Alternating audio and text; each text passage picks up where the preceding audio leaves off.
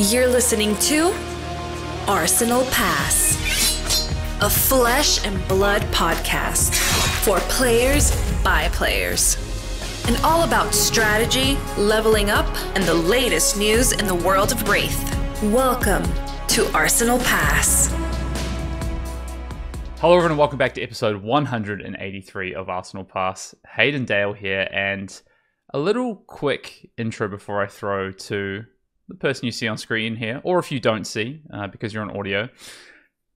In the past week, you might have heard the announcement. We didn't record last week. We had a week off, and we did put out a short pod saying that Brendan is leaving Arsenal Pass, unfortunately. And I do, again, just want to say a massive thank you to Brendan for everything that he has done, and a big shout out.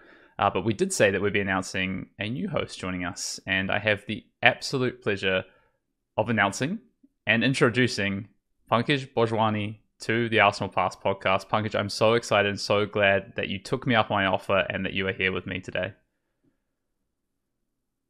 Well, thank you for giving me the offer in the first place. It's a little overwhelming, if I have to be honest. I've been listening to this podcast every week since like 2 years ago, since the Tales of Aria pre-release, which was like my first Flesh and Blood event. I was like, oh, I'm hooked onto this game. Let's find some content to consume. And obviously, Arsenal Pass came up and listening to it every week since. It's a little surreal, honestly, to get on and be one of the hosts. But honestly, I want to echo what you said about Brendan as well. I think we do need to send massive appreciation and a huge thanks to him for everything that he's done for the community the past few years and for this pod. Obviously, Arsenal Pass wouldn't be where it is today without him. So huge shout out to him. He's also been very, very supportive of this transition, and that's something that I personally am very grateful for as well. It means a lot to me that he has supported. He's put some effort behind this transition, so that's very nice. And we miss him. We wish him all the best for his endeavors. For those of you who don't know, the reason he stepped away was he felt like he couldn't devote the time that he felt was necessary to the game and to Arsenal Pass. So he stepped away, and we miss him, and we hope he comes back and joins us one day. I know I'm definitely going to miss him a lot. And until then, I've got some big shoes to fill, and I'm going to do my best. I can't promise that I'm going to have the same hot takes and the same complaints about Oasis Respite and stuff like that. But I can promise that I'll do my best to meet the standard that he has set. Yeah, just throw in the odd Kano, what will I do now without my tomes, and you'll be fine. You'll be fine. It's okay. It'll be like nothing changed. Exactly. Or maybe I'll take up the mantle. Maybe that's what'll happen next. We'll have to see. I want to say, maybe just as a quick bit of background, we're actually planning to do something in a couple of weeks to give you listeners a bit of an opportunity to learn more about Pankaj and the history of Pankaj. But do you remember the first time that we met in person? That's a question I have for you, because I do. In Singapore, right? Yeah, in Singapore. Yeah, just after you top 8. Yeah, I mean, I think we chatted like before that, but like the first day or something. But yeah, I think I remember coming up to you and saying thank you for the content you make. Yeah, and then we actually got to chat properly on the Sunday afterwards, which was nice. Yeah. So I just thought it was a good way to start our first official pod together as co-hosts. Anyway, I want to get to this week in Flesh and Blood. Why don't you kick us off? How was your week in Flesh and Blood? So I guess I'll just extend it a little bit past 2 weeks since, we didn't record last week. Mm-hmm. But we're in the middle of PQ season. And I managed to play 2 CC Pro Quests the past 2 weeks, at least in my region, at least for PQs accessible to me. Out of the 4 weeks, I have a PQ every week. The first 3 are all classic constructed, and then the last one's draft. So I played 2 CC PQs so far. I managed to take one of them down, the first one. So not this past weekend, the weekend before that. Managed to take that down on Nu, as I mentioned a few weeks ago. That's a hero I'm focusing on for this season. And then this last week, I unfortunately got 9th place, so bubbled out before top 8, also on Nu. But yeah, the week before that, managed to take one down, so that felt good until I had to open the gold foil, which was a bit of a dud. It was a Court of Frost, so not super thrilled about that one, but still managed to take it out and get some LL points for Nu, which that feels good. Yeah, got to feel proud of that. Your new home in Nu, taking some more Living Legend points, because you've already amassed a little bit with Nu, so just adding to the tally. Yeah, and how's your PQ season been going? Yeah, it's been good. I skipped the first week of PQs as I was away on a bit of a short getaway, which was nice. And I've had a CC and a draft on the weekend, and then one more week of PQs coming up, and then I mean I'm not actually sure. There's one more week after that, but I don't think there's any local to me in that final week. So just one more CC ProQuest this weekend. I played the draft last Saturday and managed to pick up my invite to London, so all locked away like yourself. First one and feeling good about that, which is great. And then I did play the CC one on Sunday. And for those that maybe listened to the episode prior to last week, so the one we did with Matt Rogers on Enigma and his run at Leon, I said that I was looking at playing Azalea. And I think I said that to you actually on our pod as well, that I was looking, I wanted to play Azalea. I actually ended up playing Zen at the ProQuest, but I did go 1-2 drop. So I don't know. Maybe I should. I think Zen's a solid. We'll get into that for sure in the main topic of the pod, but I think Zen is shaping up to be a real dark horse, and has taken down some ProQuest wins himself. Yeah, not for nothing. So, and actually, I think there was maybe 1 or 2 Zen in the top 8 of the ProQuest that I bombed out of. So, yeah, it's interesting, and like you say, there's definitely something behind that there. So, yeah, so you've got one more CC. Oh, you've just got draft left, right? CC's all done for you. I got one more CC this weekend, and then draft the weekend after that. Yep. More new this weekend? Almost certainly, although I am also looking at Zen. Just yesterday, I texted my testing group saying I'm seriously considering Zen for this weekend. Someone please give me reps. And so I'm gonna work on that. I get a few more reps, maybe possibly later tonight and tomorrow as well. So it's between Zen and New for me right now. Interesting. Well, yeah, because we're going to talk about it, but Dash.io, I keep saying Dash.io comes out this weekend. It's not like Dash.io is just being released this weekend, but in a way it kind of is like that's happening. Yeah, she's getting a massive burst, and I can't wait to really dive into the impact that we think Dash.io might have, because I think it is changing. I think we are past the exploration phase of Dash.io. We were in the, she's coming out, she has all these new tools, let's jam into a whole bunch of decks that we know are currently good. We're past that phase to the point where people are actually starting to make game plans for her. And I think there's a lot to dive into as how she's reacting to that and how much game she has with other people actually respecting her now. We're going to get into it. I don't want to spoil, the kind of second part of the main topic and how we're going to wrap that up. But if you had to guess right now, so roughly the top deck, week 1, week 2 for CC has been winning around 20 to 23, I think-ish, ProQuests. That's kind of been like the number 1 and number 2 deck, right, each week. How many ProQuests does Dash.io win this weekend? I'm going to guess 10. Ooh, okay. Yep. What's your guess? I'm going to say 15. Maybe that'll give people a bit of a hint about what we might think as we get into the the back half of the main topic. Yeah, our respective opinions. Yeah. Yep. Moving on to the news. We had a really exciting stream this past weekend. I don't know whether you managed to catch any of it, but we had the 5th anniversary celebration stream from the devs on the official Fab TCG YouTube channel. Do you manage to catch any of it? I did not live, but I caught up with it actually last night. We had been messaging, and you gave me kind of the TLDR, but I was like, yeah, I'm going to make sure I check some of this out. It's so interesting because I remember the 1st anniversary stream, the 1-year anniversary stream, and I don't know, I guess you wouldn't have been playing Flesh and Blood at this time, but basically they did this blitzathon where they flew a few people from around New Zealand, like prominent players at the time. Obviously, it was a year into the game, we weren't even fully international yet, and they did this big Blitz stream. It's actually where Ira first kind of got showcased as probably the queen of Blitz at the time. We saw James White playing Cav Dane in an hour and 20-minute game against Matt Rogers. I think it was insane. So it was quite interesting to see what the anniversary stream would be this time. And it was, if you did catch it, a lot of, I guess, trivia questions, and then some exciting announcements. Yeah, there was tons of chat interaction. And before we dive into, the spoilers and the announcements as well, I do want to give a huge shout out to 3 Floating. Oh my God. For that amazing trailer, the amazing Night at the Armory trailer. That needs to become a Netflix series, honestly, that ends with Jacob winning Worlds. Like, I would watch the heck out of that. I'm there for it. I retweeted as soon as I saw that video. I retweeted and was like, "This is actually amazing." I mean, I love the three floating guys. They're amazing people, but they also make phenomenal content. And their partnership with LSS over the past sort of 18 months on things they've worked on, including the trailers for new sets, voice work, editing work, all these things, including up till this, is just it's insane. So yeah, shout out. The production value is absolutely top notch, and it was just such a joy to watch. And I'm so glad it was released as its own video on the YouTube channel, because I've watched that like 5 times since. It's absolutely incredible. Moving on to some spoilers from the 5th anniversary stream. Are you an Oldham fan, Hayden? Or were you an Oldham fan?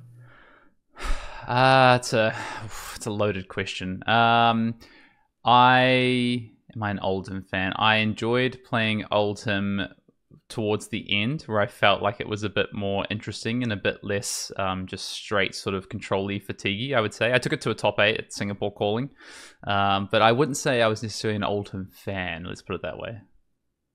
Mm-hmm. Well, for all those Oldham fans out there, which I'm definitely not one of them. So it's not us.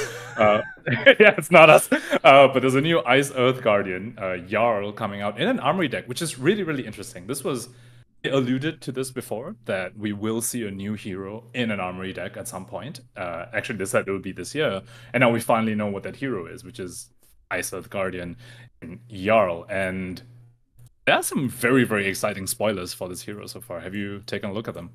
So I definitely took a look at the hero, which I think is interesting, because I was like, okay, what is this next? As soon as someone said to me, I saw a message like flicked. I was at work, I flicked past, and someone was like, "New Ice Earth Guardian." I was like, no, is this either going to be really good or really, really bad? And I think it feels good. Like, it just feels kind of interesting and fun, but doesn't look potentially overpowered. So I definitely looked at the hero, but I didn't actually look at the Majestics too much. Yeah, it seems like it's a little bit more of an aggressive slant on Oldham. Like, his ability isn't purely defensive. It rewards him for actually playing out cards rather than like pitching a card to block with or using cards to block with. But yeah, he seems to be very built around Mangle. Of course, he's the one that's depicted on the Mangle art. And so one of the new Majestics is this block card called Unforgetting and Unforgiving. Comes in red. Majestic is a Jarl specialization, blocks for 4. It says, when this defends, if the attacking hero controls an equipment with a -1 counter on it, you may search your deck for Mangle, banish it, then shuffle. You may play it during your next action phase. So basically, it's Test of Strength from Victor, except for sure when it's going to trigger. Like, there's no randomness. If they have a -1. And you know exactly what it's going to draw you. It's going to draw you a red Mangle. This card seems incredibly, incredibly strong on the surface. You just got to get that little -1 counter on there. Yeah, which, I mean, you're a Guardian, right? Like, people are going to use their equipment to block your stuff. And he also has other ways to put -1 counters unconditionally on opponent's equipment. That brings us to our next card, Crumble to Eternity.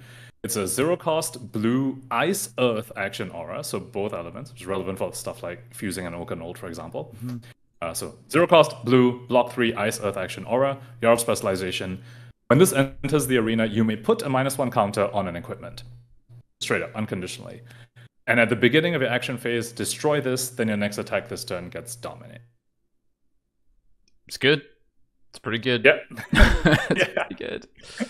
I think one of the most exciting parts about this card is the Ice Earth action, I think, for sure. It lets you fuse. And also, don't forget the new Decompose cards in Rosetta. If he wants to run some of these, Plow Under and Felling of the Crown are both cards that he has access to. And this counts as an Earth card in the yard for decomposing. Obviously, it also counts as an Ice card for his own effect to create a Frostbite in an empty zone if they have it. So yeah, I think so much to really like about this card if you're a fan of this hero. And then finally, we have what I'm calling Channel Mount Frostex. It's Channel Mount Isen, cost 0, has Go Again. Ice action aura that blocks 3. I mean, block 3 element cards. Yeah, that's huge. They're usually super, super premium, right? I mean, Autumn's Touch was banned for a reason.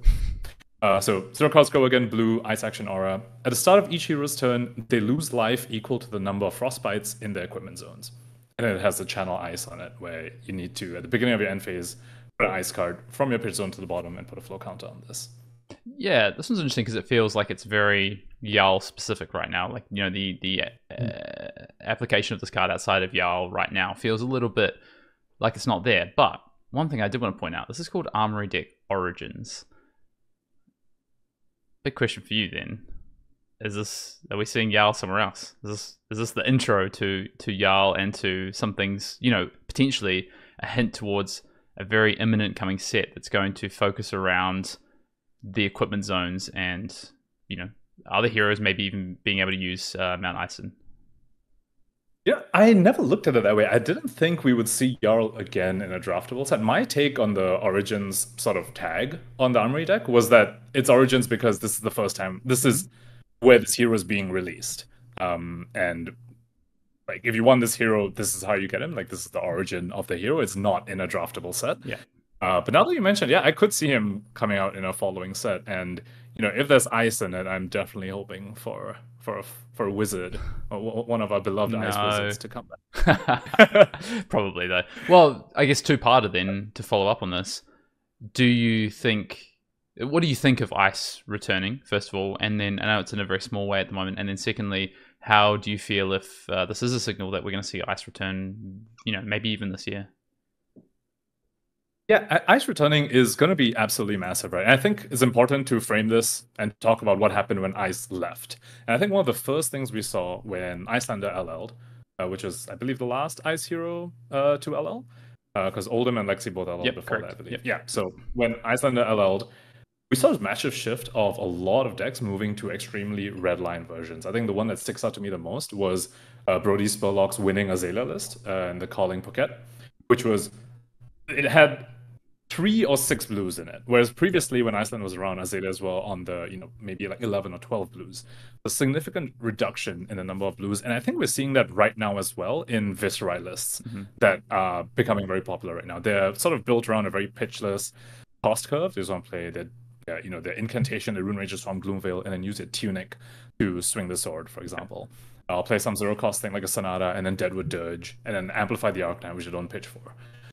So I think all this is going to probably see quite a big reduction in play if Jarl becomes popular, and that's the biggest thing I see happening with Ice coming back into the format.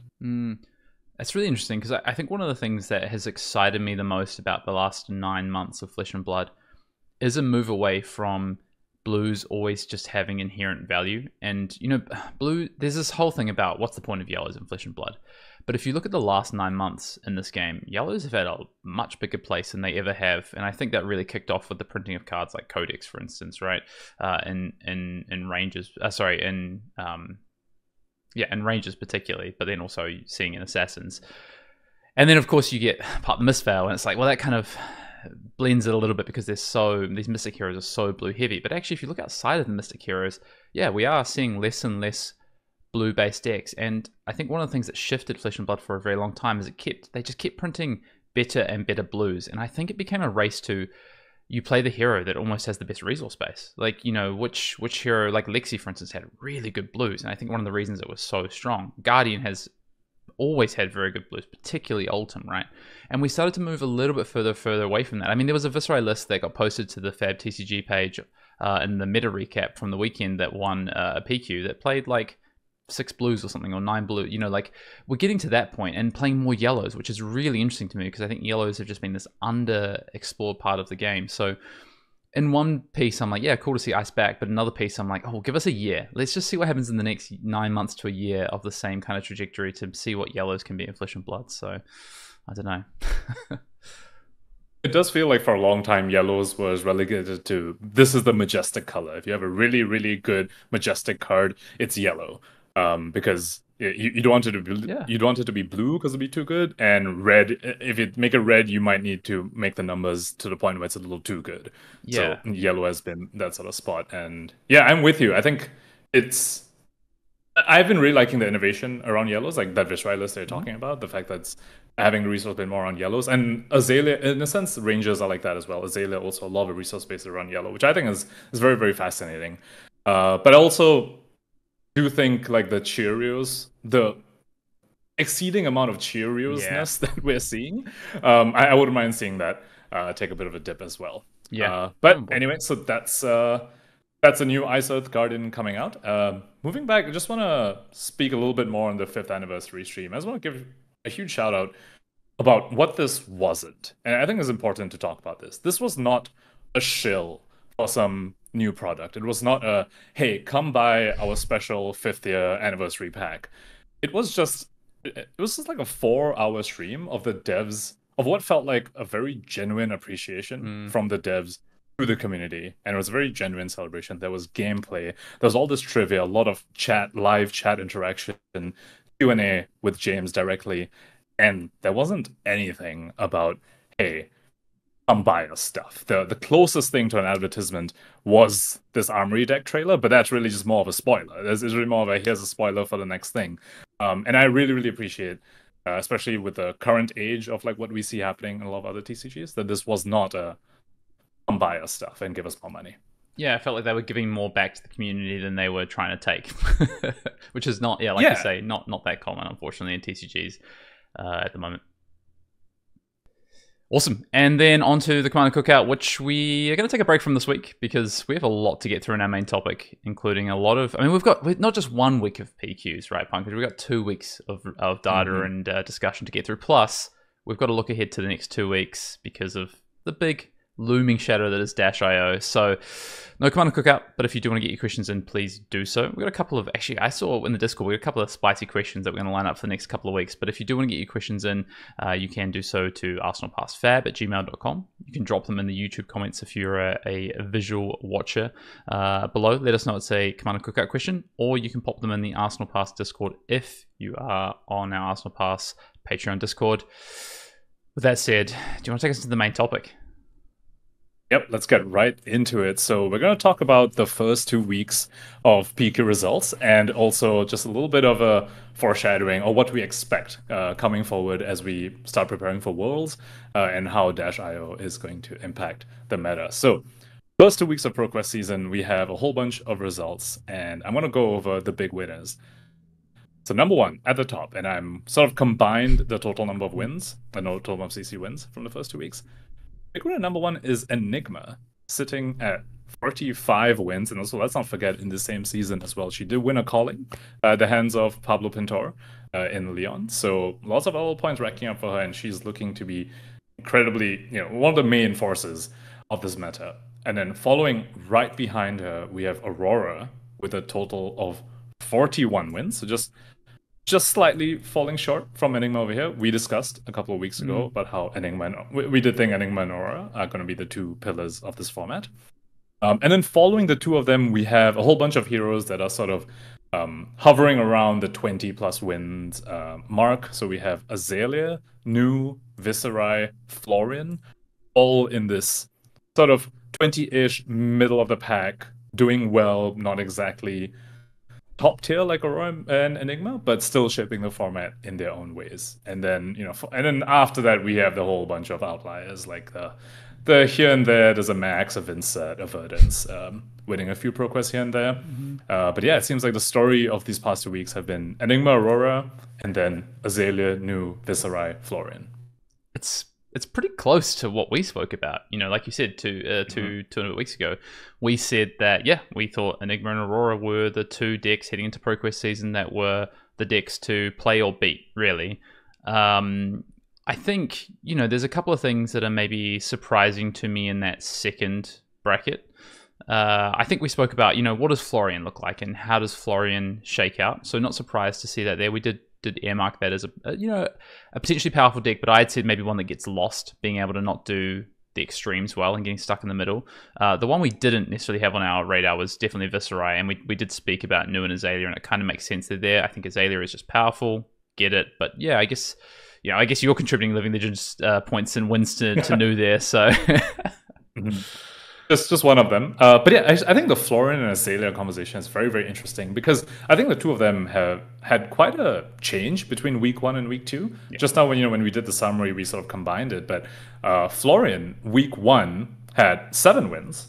But then week 2 jumped up to 12, which is quite a significant increase. It's like almost a 50% increase.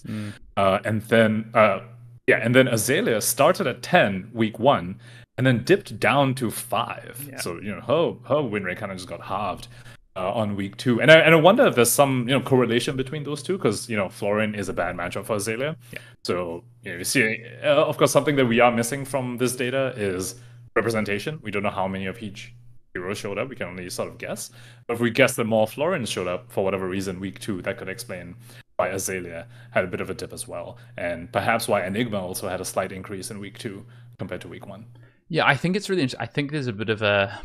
I guess if I was to build the narrative out between week 1 and week 2, I mean, Aurora was top of the pile week 1, but not by much, just 1 more win than Enigma. Whereas in week 2, Enigma ends up with 5 more wins than Aurora, and actually Viscerai is really hot on the tails of Aurora. It feels like some of the Aurora players maybe split their attention between the two Rune Blades, or 3, I guess, if you look at Florian. But I don't think the Aurora and Viscerai players, I think they're in one camp and the Florian players are in a different camp, right? Like, I think maybe the Florian players are the Guardian players, for instance. Yeah.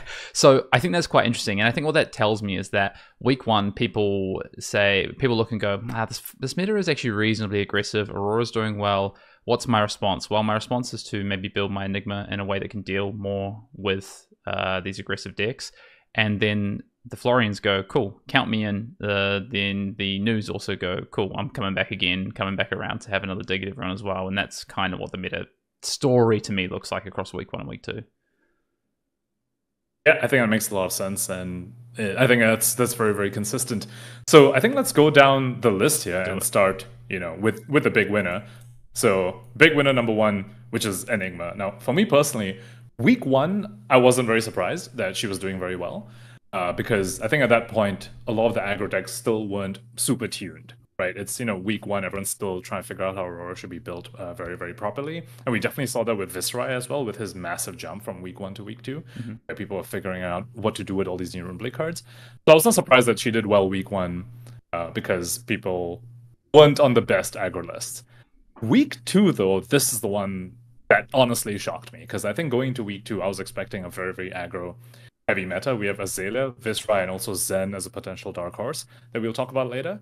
I expected them to be on the rise, and to me that meant Enigma's stock would go well down, but somehow she's still up there kicking. Yeah, for me, honestly, the thing I point to is I think Enigma is just the best deck. Like, I just think it's so powerful. I'm not going to say it's broken, but it is really powerful, and I think it's the most powerful. I think it's the most powerful thing you can be doing right now. And aside from that, I think there's a lot of ways you can build it. You have a lot of options at your disposal to what you can put in the deck, and that's before we get into this discussion of, are you a traditional Enigma Aura deck, or are you a more control / fatigue orientated, maybe even count your blessings style deck that we're starting to see? I was going to say that when you said lots of options, I was like, yeah, you have CYB or traditional. Yeah. Well, okay. I mean, you have a lot of options lots in of traditional cards as well. Yeah, access to lots of cards. Yeah. What's your take on the CYB Enigma? I think it's really powerful. I think that's so weird. Count Your Blessings has these like very polarizing camps, right? Of people who are like, the card is unplayable, or people who are like, the card is broken and LSS made a mistake.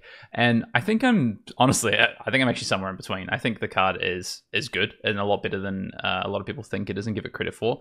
But I think the reason for that is really about the shell that it sits in. And Enigma is really flexible. It does something very powerful. It creates a board state so it can help support the life gain package by being able to offset maybe some of its turns and making some of the strategies into the life gain a little bit more tricky.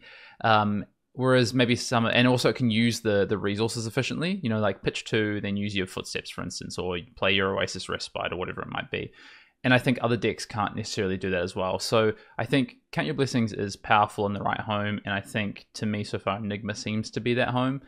I think in terms of which is the better version, I think it really depends, because I think they have different strengths and weaknesses. I think the Count Your Blessings version is it's a bit more single-minded, it's maybe a bit more targetable, and it's probably better into more of the, I guess, trying to outrange some of the aggro decks and even the mid-range. But I think it's a lot worse in the mirror, for instance. I think it's a lot worse in decks that can have this kind of longevity in the game plan. So I don't know. What are you thinking? Where's your head at? I think CYB, the best home for CYB is Enigma. I think a lot of people have tried many other fitting CYB into many other heroes, and I haven't been very, very convinced. But I'm with you that I think if you want to play a CYB deck, you should be on Enigma. I think it's the best. It just makes the most sense in her. Just to elaborate a little bit on what you were saying about why it works so well with her. Well, if a deck wants to counter a deck that is trying to tank up with something like CYB and block a lot, what they need to do is set up. They need to take a turn off to set up something. If it's Dio, for example, then you set up some items. Or if it's Viscerai, maybe they set up a bunch of rune chants. That's something they want to do. And Enigma punishes that really well because on top of, if you set up, she's going to be like, gain a bunch of life with CYB, but also she can gain life in other ways by putting ward on the table, which is exactly what she wants to do, and it punishes your setup, and not many other heroes have that. So because of that, I definitely agree that I think CYB is the best. In Enigma specifically, I think these past 2 weeks, it's been strong. You do take a hit in the mirror, which is obviously significant 100%. Given Enigma's representation. I think moving forward, I expect this to go down because of Dash.io. I think having all these no blocks is a bit of a liability into a deck that wants to blast you with boom grenades. And I think also you need space for other tech options into Dash.io. And something that and I guess we're going to splash talk about Dash.io a little bit over here. I think something that I've been seeing, what I've been seeing Enigma lists sort of adapt to with the Dash.io Armory deck is Dense Blue Mist. And also Hold the Line, which I think are very, very interesting cards that they can start teching for the Dash.io matchup and potentially fatigue them. And if you're fitting that kind of tech pieces, you can't fit CYB anymore. Yeah. Do you want my hot take? Yes. I think by the time we get to Worlds, if not the second week of this IO new ProQuest meta, Enigma stats will show Enigma is significantly favored into Dash.io. I agree. That's kind of where that's kind of where our testing has gone as well. And I kind of alluded to this before, right? We had the first 2 weeks where everyone's like freaking out. Dash.io is here, and what they were doing is you're playing Dash.io into the old guard, into the decks from the previous meta, decks that very, very importantly don't yet have a plan into Dash.io. They don't even know that they need a plan into Dash.io. So to that extent, Dash.io, she's earned that spot. She's earned the spot where you have to respect her. If you're going to take a deck to Worlds, if you want to compete with the deck, you need to have a game plan for Dash.io. So she's earned that spot. But now that people have game plans for Dash.io, I think her weaknesses are starting to show. And one of them being that she's actually very, very susceptible to fatigue. 100%. And when Enigmas can add cards like Hold the Lines and Dense Blue Mists, it gets really hard for her to get over the top. Yeah, and I think we'll see. I mean, let's just splash it in because we're here now, right? And the meta's about to come. I think the IOs will also adapt. I think the challenges with IO, if you don't want to get fatigued, is that your boom grenades, they have to hit, so they become a liability in your deck. Because if they ever don't hit, you're losing damage, you're losing deck density. So I think we'll see IOs adapt maybe to boomless IO decks. For instance, this is weird. Kind of, you're going to get a very iterative meta, I think, over the next 2 weeks. But I guess if we just come back to Enigma. If you're trying to beat Enigma, which is going to be the question, right, Pankaj, how do you beat Enigma? Because you said, well, the setup decks, they potentially get punished by the ward, and then the aggro deck, like IO, can get fatigued. So what is actually the way that you beat Enigma then? So I think for that, we can look into our spot number 2 and our close number 3, which is Aurora and Viscerai. I think Aurora has a very, very positive matchup to Enigma, and Viscerai actually has an even better matchup into Enigma than Aurora does because of the amount of split damage that he's doing, right? The number of rune chants the deck makes nowadays is absolutely incredible. It's not the days of old where he's kind of just sending like a couple rune chants at you, except on Revel turns. He's sending rune chants at you constantly right now, and that's very, very difficult for Enigma to deal with because she's trying to protect the board. But yeah, so going back to Aurora, I think Aurora is incredible against Enigma. It's breakpoints, right? It's breakpoint city. That's what Aurora is. She's breakpoint.deck. She sends 4s again and again, and every now and then she also has turns where she's sending little points of arcane here and there, which are even more difficult to defend against because you're already getting all these other breakpoints on the physical front. If I had to synthesize it down, what I think it is you can't let them have longevity, right? Because they will gain all this life, or they'll set all the wards up, depending on what version they're on, or they'll put pressure back on you. And if you set up, to try and blast through the defenses, you also can get punished for that, right? So there's like kind of the two options. But if you just put your foot flat to the ground and you don't stop, you will kill them. And I think that is the way to beat Enigma, really, is to be very aggressive, and non-stop aggressive is the way to completely exploit their weaknesses. So I think Aurora does that perfectly. I think, Viserai obviously does that really well. I think in theory Azalea would do that, but I think there's some other matchup considerations where Enigma pairs really well into Azalea, especially some of these new versions. We're seeing things like Ripple Away come in, which actually absolutely kind of wrecks Azalea in a lot of ways. But also quite a funny card. Yeah, but also Azalea shares some of the issues with Dash.io in terms of the deck density and damage density and not having a weapon. So it's a little bit more on the IO side. So yeah, I think it makes perfect sense that Aurora is number 2, and I think Aurora is going to continue to be a big player in this format. Which honestly, if you'd asked me the same question a week ago about where does Aurora shake out hitting last week's of ProQuest and Worlds, I'd have been like, I think it's going to drop off. But actually, I don't think that's true. Yeah, I'm on the other side of that spectrum. You mentioned that you thought Enigma is just best deck build format. To me, I think it's Aurora. It's Aurora. I think I think Aurora is just. I mean, as the years have gone on in Flesh and Blood, I think the gap between best deck and second best deck is getting smaller and smaller. Which is honestly just a huge props to the design and balance. Yeah, thankfully. But if I had to pick, if I had to pick a best deck, for me it'll be Aurora, and I think a big reason for that is one of my biggest learnings from playing against Aurora is that she supports multiple game plans in the same deck, which is incredibly powerful, right? She has the sort of what you were saying, just pedal to the ground, just like super linear aggro deck that's spamming damage at you.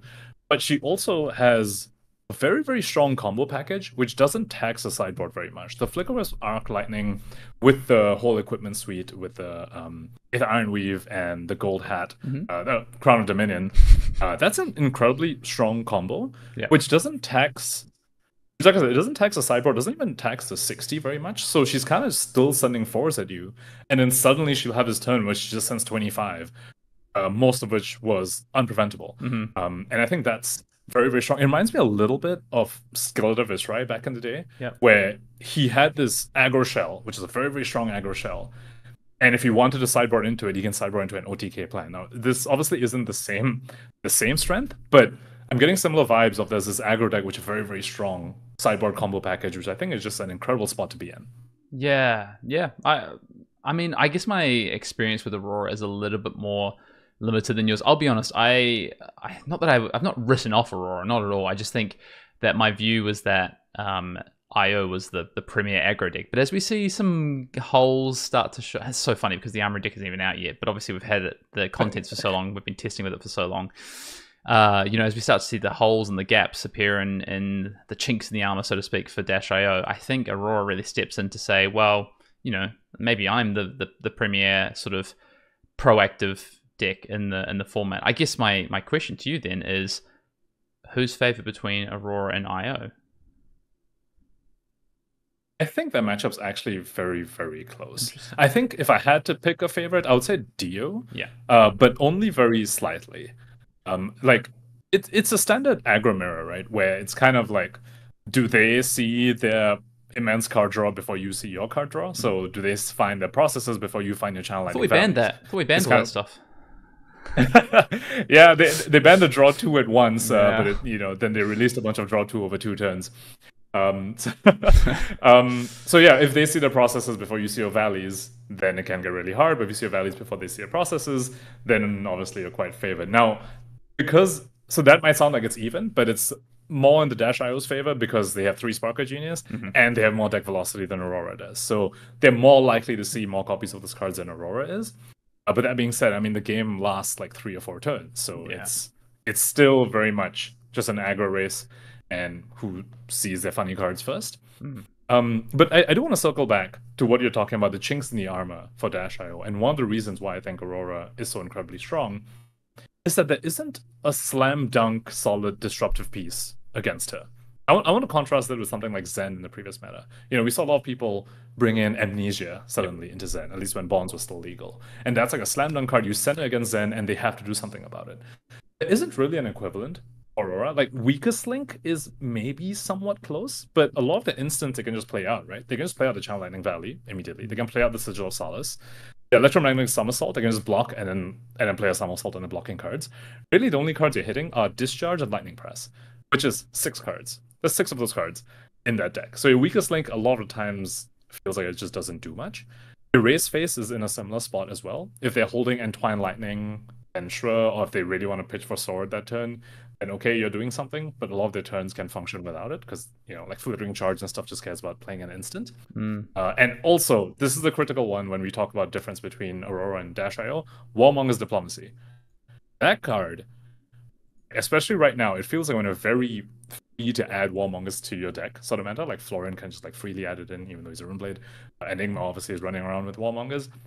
And if you Warmongers a Dash.io, when they have 1 or 2 processes on the field, you see the light just leave their eyes and they lose their will to live, right? Whereas Aurora doesn't care about this. And it just goes back to like how resilient she is for this disruption, for the people trying to attack against her. Yeah. Whereas Dash.io, as you're talking about, has these chinks in her armor. It's vulnerable to Warmongers, more vulnerable to disruption. Erase Phase completely wrecks her, for example.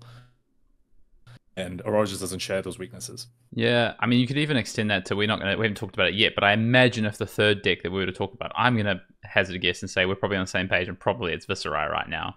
Viserai has some very similar problems, right? It's Warmongers is not as impactful as it used to be against the current builds, but it can still be very impactful, and it can be really dependent. It's very it's got a very high low on how impactful it can be. Erase Face is, you know, is still very good. So yeah, I agree. I guess the probably Aurora sacrifices a little bit more output than IO and maybe even Viserai have, but for some more I guess consistency and also I guess how hard it is to target. I think one card that is interesting though is Cut Through the Facade, which is quite an interesting card because you can blow up embodiments of lightning and things like that. But even that's not always going to hit. They're not always going to have the aura on the table. So when you know what, are you going to hold it? Like, yeah, I agree.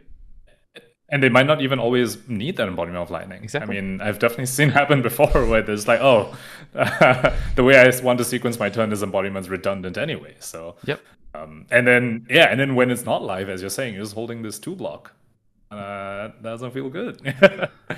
Yep. So, do you want anything else to say about Aurora or Enigma, or should we move on to what it sounds like we're gonna move on to is Viserai? Probably I mean, if you look at the stats, I think Nu is the 3rd biggest performer overall. Is that right, or is it now Viserai? Because no, I think it's Viserai. I think Viserai just pips. Yeah. So Viserai overall. Nu's at 19 for Nu. Was that 19 also for Florian, and then 22 over the 2 weeks for Viserai? So where do you think Viserai is right now then? I think he's in a very good spot. Have you seen his Talishah stats, by the way? Yes, yes. 60% win rate or something. Yeah. Exactly. It's ridiculous. It's 60%, and the next highest is in like 53 or something like this. I think Enigma is at like 53 or something like this. So Viserai seems to be doing incredibly well. I think the lists are getting more and more refined. I think, as you're saying, the one that's built around pitching yellows, I've actually really enjoyed having watched it play. I think yellow drawn to a dark dimension. The moment when I saw that play for the first time, my mind was blown away. I was like, wow, wait, this card's actually good in this deck. So I think there's still a lot more iteration happening on this deck, and has been for the past 2 weeks, which is why I think we see the big jump, right? Viserai went from 7 wins week 1 to 15 in week 2.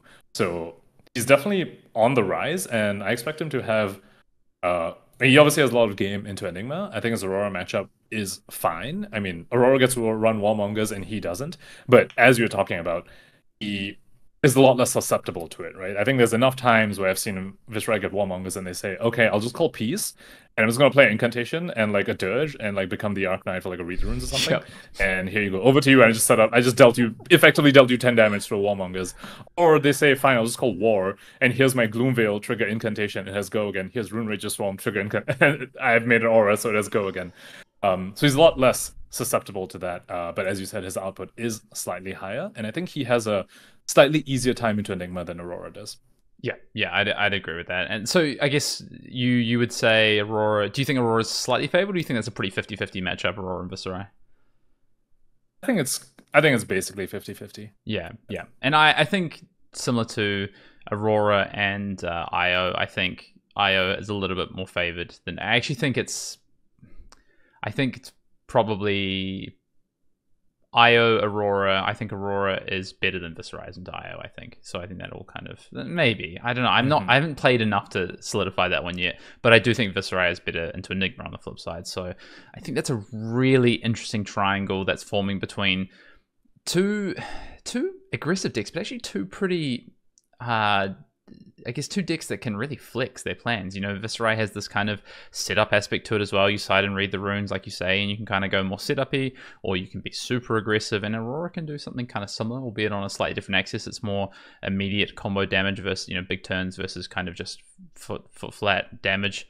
And again, Enigma as well. Are you this more aura-based deck, or are you this like more controlling Count Your Blessings deck? It's really interesting. Nothing solidified between those three heroes right now and their game plans in the top three, I would say. Yeah, I mean, Enigma also has a pummel version as well, right? That was kind of what they were doing against Zen back in the day. But I'm so glad you brought up the triangle of aggro heroes, because I think we're actually in a very, very unique position that we haven't been in the past. That we have several best aggro decks, and they all have slightly different matchup spreads, and they all have slightly different strengths and weaknesses. So Aurora, Viserai, and Dash IO being the three, but there is a fourth in this, which is Zen. So I think Zen actually has game into all the other three aggro decks, and still has game into Enigma. But then he sacrifices a little more in against the disruptive decks like the News and the Victors. Whereas, you know, as we talk about, Aurora is a little more resilient to that kind of stuff. Zen is less resilient to that kind of stuff, but because of that Zen State token, the on-demand Zen State token, I mean, you do that against a Viserai that's on a moderate turn or something, and it's kind of the equivalent of when you warmongers a Dash IO when they have a process in the field. And also, speaking of warmongers, Zen freely gets to run warmongers as well. So we're in the spot where like we have 4 aggro decks that are all incredibly viable, and that's so unique because in the past it's always been, oh, this aggro deck has better numbers, therefore every other aggro deck is unplayable. But now we have these 4 aggro decks that are sort of similar power level numbers wise, and they all have different strengths and weaknesses. It is incredibly exciting. Yeah, and just to complicate things even further, maybe we can introduce the next 3 group of heroes, which would be Azalea, Nu, and Florian, which really, probably, if you look, maybe go one by one, I think Azalea would love to sit down across from the 3 of those heroes. Particularly, I think Viserai and Aurora. Maybe not so much Io, to be honest. And then Nu, probably doesn't want to see Viserai, honestly, because of the setup opportunity. But against Aurora and Io has been my experience that Nu wants to see those. And then Florian, I'm not as 100% sure where that sits. I think that's a bit more of an interesting one.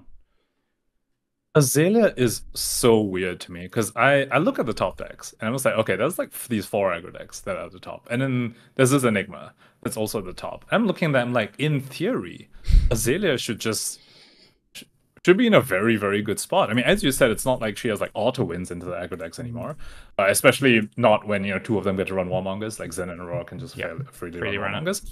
But I would still give the edge to Azalea in theory. But just the performance and the results just never seem to quite get there for Azalea. You know what I'm saying? It's so strange. I think for me, what it is in my experience of, because I played a lot of Azalea, I felt the same way. I was like, looking at how this meta is going to shape up, Azalea is the deck that I want to play. Just on paper, that is where I want to be. And I think what I found is that these current aggro decks, when you slap them with on hits, right? Like your Red in the Ledgers or your Remorselesses or your Blood Rots, etc., whatever, you're doing this kind of consistent damage output with on hits. But the problem is sometimes they either A, don't care about the on hits, or B, they wait for you to brick and then they just go, okay, here's 30 damage. And that's Azalea's big problem right now, is that something like a more consistent aggro deck that didn't have kind of switch plans or kind of this flexibility and was just more one-dimensional with consistent turn-over-turn power.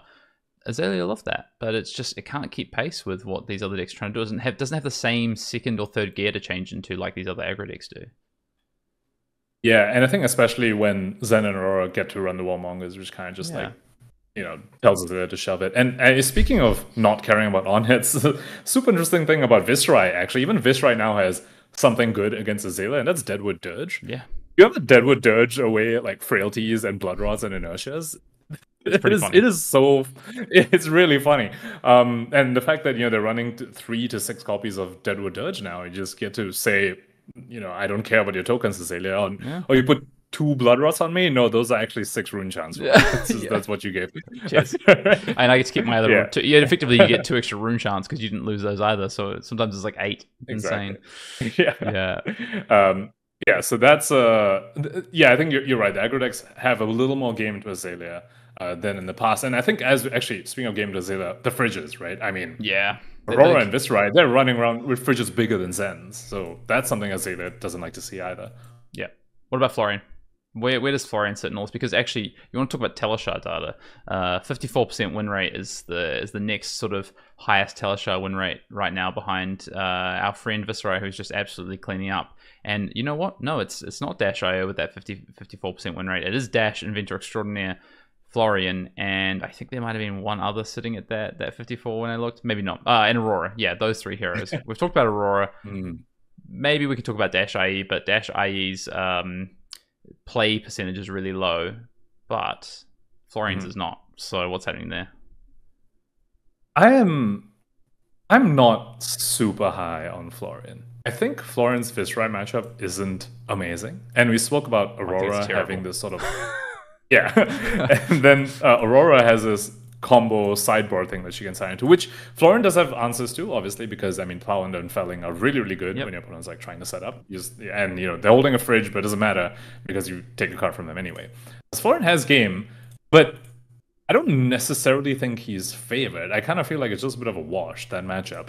And you're also losing to Viscerais, and you're losing to Enigmas. So I'm kind of like, why would I be on Florian? He feels to me very similar to the KO and the Victor. Like, he's in a similar spot there where he does good numbers. He's just kind of like I do good mid-rangey numbers. I don't do something incredibly unfair, and I'm not sure if you want to be on a deck that isn't doing something incredibly unfair this matter. No, I agree. Florian has really good, in-game, right? As soon as you're in the in-game and you can do things like 1 card 5 with make 2 rune chants off grasp and swing your weapon. It's obviously really strong. 1 card 5s are great. But what Florian feels like to me is a really powerful hero ability that just isn't correctly situated in where the meta is shaking out right now. And I'm really surprised to see how well it's how well it's doing on Teleshar, but even actually, it's 4th or 5th most winningest deck in this ProQuest season as well. But don't get me wrong, it is powerful. Like, it does have a powerful hero ability, but I don't think it's doing anything unfair, like you say, and I don't think it necessarily matches up well. And I think my view is once IO comes out, I don't think that's good for Florian. I think that has to pull Florian in another direction, and that's one direction too many is my experience, but I don't know, maybe you feel differently. Yeah, I actually think the opposite. Okay. I think when Dash.io comes out, and if Dash.io is popular, I think Florian's stock actually goes up. Because we spoke about how fatigable Dash.io is, right? I think that's a game plan that she definitely needs to figure out. And I think Florian's the hero that blocks the best this meta. Yeah, and he just blocks the best, right? I mean, he puts a chess piece and a non-attack in front of something, and then he's blocking 7. And you're just like, wait, what? I've seen Florian straight up block 12 on my Bonds of Agony before with 2 cards and the chess piece, and I'm like, okay, wait, what? And also, I think if you want to fatigue Dash.io, something very, very important is breakpoints. You can't just have 3 blocks. You need breakpoints and you need good armor. Florian has both of those things. He has 6 to 9 D reacts. I don't think many of them on Fate Foreseen is more like Sync and the Red Root Bounds. But so 6 4-block D reacts, Embodiments of Earth, and a whole bunch of non-attacks block 3, so effectively blocking 4, and an amazing fridge. So I think unless Dios come up with a very, very strong strategy into fatigue, I see Florian's stock going up into Dio specifically, but he still has the problems into the other matchups that we were talking about. Yeah. All right. I'm with you.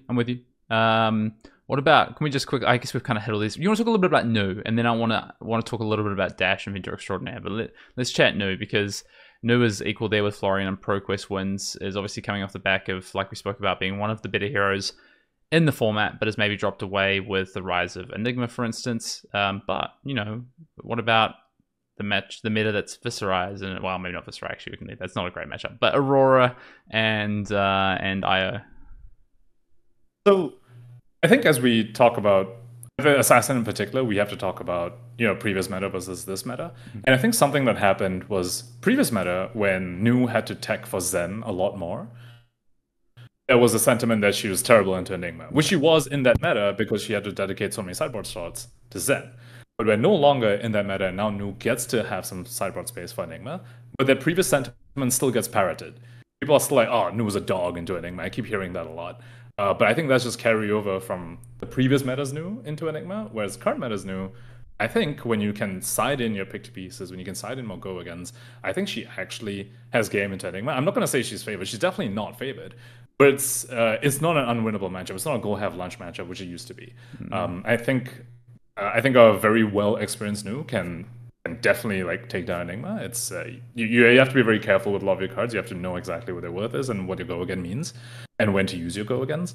But I think that's a matchup. It's fine. It's a very playable matchup. And interesting that you mentioned. I'm curious. I feel like we disagree on Nu's matchup into Viscerai versus Aurora, because I think I'd rather face a Viscerai as Nu than face an Aurora. Aurora has been tougher for me than Viscerai because, all I said before about how resilient she is to disruption applies, and also she gets to run defensive tools, which not many other aggro decks run. Electromagnetic Somersault and Sigil of Suffering are defensive tools, which when I'm trying desperately to disrupt them, those cards are very, very annoying. Also, I don't get to run Siren's Call into her because she has 6 blues. Or something like that.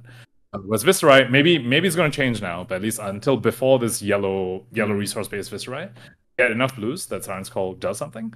And also, they're a lot more disruptible.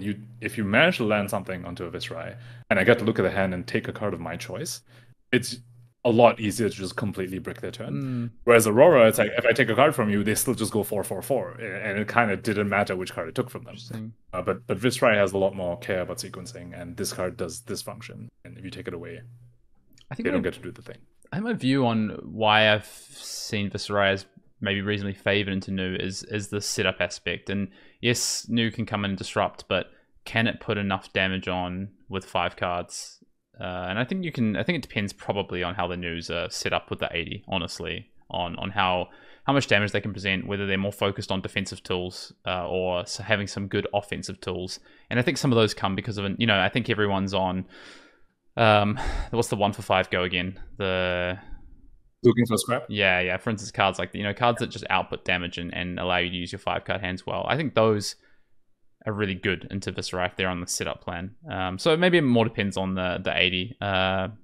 Maybe that's more where I'm at. Yeah, and I think at least the way I've liked to play Nu has tended to be on the more aggressive side. And I think also with Enigma's rise, Enigma's representation, I think Nus do need to tech a little more aggressively. I think the 6 to 9 D react Nu isn't really something that I think is a great fit for this meta. It's probably better into Aurora, funnily enough, because she has so many 4 blocks. But I think into Enigmas and Viscerai's, is what you're saying. If I'm just holding a bunch of defensive pieces, I kind of just get run over. Yeah. Dash Inventor Extraordinaire. It hasn't necessarily put up PQ results, but has a very high win rate on Teleshard. So, bit of an outlier there. It's just quite interesting to me. It's been like that since kind of last month as well. It's been one of the more winningest heroes. And I can't quite put my finger on maybe why that is. Any thoughts from your side, or you think it's just a bit of an anomaly? No thoughts, head empty, honestly, on that one. It's shocking to me. I think the narrative going into this PQ season, a lot of us expected Dash IE to LL from the season, right? She's so close. She's 900 something points. Yeah. And we're like, there's surely going to be those specialists, right? The Merrick Kemps of the world, the Sam Sutherlands of the world. Honestly, you to some extent as well, who are just going to be like, just take her for the one last ride. But that's just not been happening. And PQ results have been, less than stellar. Tough. And I can see why. Enigma and these, I think trying to solve for both Enigma and these aggro decks puts a lot of decks in a very, very tough position. And I don't think she really has the tools to deal with both at the same time. No. I think she can deal with each of them individually, but not at the same time. So she's struggling with that. I have no idea why her Tarsha win rate is that high, but I think it could come down to what you alluded to earlier, that there's not been that many games being played with her. Yeah, small sample size. Look, I'll always say this. If I get 90 cards with Dash IE, I'll always register it. But unfortunately, you only get to register 8 cards. So it's 10 cards too few for IE to be able to do everything that it wants to do. Anything else you want to talk about current meta from these first 2 weeks before we get into a quick chat about, or I guess finish up on a chat about IO? I know we've kind of interwoven IO a little bit, but we want to talk a little bit more about IO. Yeah, I think we just move on to Dio. I think last thing, like Zen was something I wanted to talk about, but I think we touched on Zen enough as well. Yeah, well, maybe just lastly on that, I did play Zen at the ProQuest on the weekend. Zen is one for me where I'm like, there's some interest in trying to get that to be working. I think, Zen State, very, very powerful. And, you said against Viserai and against Dash.io and all these things, 100%. I think the challenge is something that you said about Florian. Is it doing something fundamentally powerful enough? And I think that's what I keep coming back to with Zen. When I played it in testing, when I played it over the weekend, is it fundamentally powerful enough outside of the Zen State? And ultimately, I don't think it is. And that's what's giving me pause to want to play it. Now, if IO and Aurora are both not quite as good as they seem to me on paper and through my experience, like people are adapting, things like that, then yeah, maybe Zen becomes a little more interesting to me, like you say. But at that point, I'm probably just a purple gamer. I'm probably just a Viserai player, so we'll see. I think in terms of fundamentally powerful, I think the Traverse for Zen State is his version of the fundamentally powerful, right? I think when you're into aggro decks, I mean, when the aggro mirrors, it's really kind of who counts to 40 first, or who can just have better numbers from their cards, both blocking and offensively. Well, usually just offensively. But Zen kind of flips up in his head, and he says, right, you are built to send all this damage at me. Like, you're built for like this arc lightning pings that add up to a lot of damage. You're built to do all these rune chants at me. All these little instances of damage, even like Dash.io, right? Like, she wants a high octane and pistol shoot you like 4 or 5 times. And the Zen State just gets to say, this is how I'm getting this is how I'm making my numbers better than yours. I just use my 2 pieces of equipment, and now I'm blocking 20 across 2 turns. It's in a lot of ways, it sort of just tells your aggro opponent, you don't get to play for two turns while I'm hitting you, and because you are like an Aurora or a Dash.io, you can't exactly block me very well either, to just like wait for the Zen State to go away. So on that front, I think out of the aggro decks, Zen is like sort of in a slightly better position against each other in this little square of these 4 aggro decks. I think Zen is like better into all of them and is game into Enigma. But as we spoke about earlier, if you're going into something a little more defensive, if you're into something like the Florian, if you're into something like the Victor, that's where you lose out, because you aren't doing that fundamentally powerful thing in the aggressive front. You're doing it on the defensive front, which is good into the aggro decks, but not so good into something that wants to block you and disrupt you. Yeah, Zen is effectively almost a mid-range deck now, like really, in terms of, it's not true aggro in that sense. And it's definitely not true defensive, because the Zen State is your best thing. But I guess my counterpoint and what I've experienced through my testing is that, and through, the ProQuest on the weekend, is that, yeah, Zen State is really strong. But because these decks have different gears, maybe less so Aurora, honestly, but, Somersault, etc. is really powerful. But something like Viserai, they go, okay, first of all, you have to use your Traverse. So it's really hard to block out the first lot of rune chant tokens if you have to use the Traverse. If you just naturally have the Chi or the 2 blues in hand, fine, you can pop it straight away. But that's best case. If you Traverse, they go, okay, well, I'll send the rest of my damage this turn at you and force you to have to block with your cards or take damage or whatever, even if it's less damage. And then next turn, I'm just going to block with 2 cards, and I'm going to play Incantation and Arsenal, my best card, and get set up for the following turn when Zen State's gone. And that can be, honestly, they can just turn their value. So I guess and IO can do something similar with setting up items. And I guess the problem is that your Zen State isn't a set value of like, yes, it has a ceiling of like 20, and that can be phenomenal, but sometimes it's worth like net 6 to 7 damage, and that's a lot worse for your 2 pieces of equipment. So and the opportunity cost of what you could have done with that Chi in your hand. So yeah, it's really interesting. I think that's the challenge for Zen, and maybe there's ways around that. But also from the other side of the table, there's ways around that Zen State, which is quite interesting. Speaking of counters to Zen State in a sense, aside from just setting up, I think something that I'm seeing Viserai do as well is tech into some Condemned to Slaughters. And, when the Zen blocks the Traverse and uses the Chi to make a Zen State, and you're like, cool, I'm going to start with a Condemned to Slaughter, pop the rune chant I left over or something. Goodbye, Zen State. Here's 30 rune chants. Yeah, that can be a serious blowout as well. So yeah, I'm with you that maybe we're in a similar spot with Zen, where it's like, oh, suddenly people are re-exploring him, but now other people are starting to have the game plans into you, starting to find those solutions. And are you still holding up when other people have found solutions for you? Good point. Aya? What do you want to say? Yeah. um, I think people might be surprised at the number of decks that can actually fatigue. And I think the one that was most surprising to me from our testing was actually Zen being able to fatigue Dio, which you wouldn't normally expect from a deck that's holding all these no blocks. But there's like a strategy where you just cut some chi from the 60 and you bring in like the flick flags, which the Zen lists these days do have. Flick flags, and also at least it could be wax ons or that all you got or something like that as well. So instead of being a 9 chi, you be a smaller number, say like 6, somewhere between 5 to 6. You still want some because you do want to transcend as soon as possible, and so you can have the Traverse Zen state. You still want some number. You don't want too many that when you're in the blocking out phase, you draw too many no blocks and then they kill you. And then you have these defensive tools, and what you're basically doing is you are in a blocking position, which forces Dash.io to set up. Because you have all these 3 blocks and defensive pieces and a decent fridge as well, Dash.io has to take some off turns, which means now they get blown out by stuff like the Warmonger's Diplomacy. And also you still have good damage because you still have these cheap pieces, you still have Chaser Tails and everything, and these combo cards, right? The combo to Flick Flag. So you still have strong offensive outputs that she can't take too many setup turns. And sometimes you just blow them out of Warmongers as well. And then when they do have their big pop-off high octane turn, you get to Traverse make a Zen state. Like that sort of strategy has sort of made Dio fatigable by Zen, and I think that's something that people are starting to explore and realize that there are other decks that you wouldn't normally expect be able to fatigue Dio, but are able to fatigue Dio. Yeah, so what do you think the decks are, apart from, I guess, Enigma and Zen? Is there others? Yes. So for now, I think the most recent discoveries was Zen and Enigma both. I think Enigma at first was like dooming about the Dio matchup, but now they're like, oh, Dense Bloom has told the line, wait, this deck is fatigued. For me, one discovery was new as well. It was something I wasn't expecting to go into matchup to do. My first approach to a matchup was similar to what I was doing against Zen last meta, which is I'm not going to try and sit and block you. I'm going to try and disrupt you out of the game and not let you do your thing.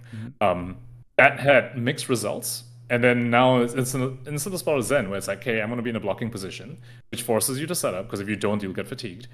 But then when you do set up, here's my disruption. Here's my disruption to punish you for it. Here's like the Bonds of Agony. Here's the Codex sort of. And Codex, if you're trying to high octane, is just so incredible, right? It's basically like Zen state on your gun. So that's another thing for me. And I'm not sure about what others, to be honest. I don't think I've explored many other decks looking into a fatiguey Dio strategy. But I think the 3 Mistveil heroes, I wasn't expecting them to go in being able to successfully fatigue Dio because of how explosive she can be. But I think the results have been like, wait, he's quite susceptible to it. Yeah, I think what you have to consider if you're sitting on the fence of, okay, how do I beat Dash.io as not going to put their life to 0 necessarily. Like if I'm going to fatigue them or run them out of threats, kind of what you need to be doing in a way is, so you either go the hard fatigue route, which I think is more where Enigma sits, where it's like, okay, if they give me time to set up, I'll just drop auras for extra defensive value, but I'm basically going to block out what they're doing. Whereas I think something like Nu, for instance, you're going to block all these. You have to block their boom grenade turns. Like that is the biggest thing. You make their boom grenades worth 0, then you are up on card advantage, but also that damage density of their big turns is it's significantly reduced. So if you can block out those turns, but then on the turns where they do set up, like you say, or where you get left with a card or 2 in hand, you have to disrupt. Like you have to force them to use cards or use their equipment. Like that's kind of this middle ground of how you almost run them out of threats. It's a little bit of damage, but it's more so running presenting threats that they have to give you cards for, as opposed to just giving you their life, because they don't care about their life until they're down to the last life point, right? But what they do care about is losing cards. And so, that's kind of where I'm at. Or I think the other thing you can do, the third kind of thing you can do, is just present a lot of disruption and good damage. It's less consistent, I would say, and that's maybe the challenge with that, but it's something that I think Viscera can do, for instance. I think there's even other decks out there that can potentially do it. Florian as well. Yeah, sorry, you did mention Florian, which we didn't go over again. It's definitely this dance, because when you are in a blocking out position, they realize that they have to set up to get over your thing, but you need a way to punish that. 100%. You can't just be all I want to do is block you. So that's the dance where you have the disruption ready when you have forced them to set up. by blocking them out, and then you go back to blocking out. Because they will find tin cards. They will find tin cards to throw at you if you give them the space to do so. If you let them sit up over 2 turns, they will have a tin card hand. Like, it just will happen. So you have to do something. Yeah. Yeah, it's kind of wild. Like, she finds like 2 processes in the field by like turn 4, like so consistently. She'll find one off the top and spark the other one. 2 processes in the field. You don't disrupt them now, you're getting high octane and you're getting killed. Yeah, and that's before you're talking about some of the tech items for like anti-fatigue, right? Like, for instance, like a main line or something, right? Like, there's things that they can employ as well to try and set up even bigger. So if you don't disrupt that, well, yeah, you're really gonna get punished. I don't know. Anything else to say about? Amplifier. Yeah, exactly. Yeah, conviction.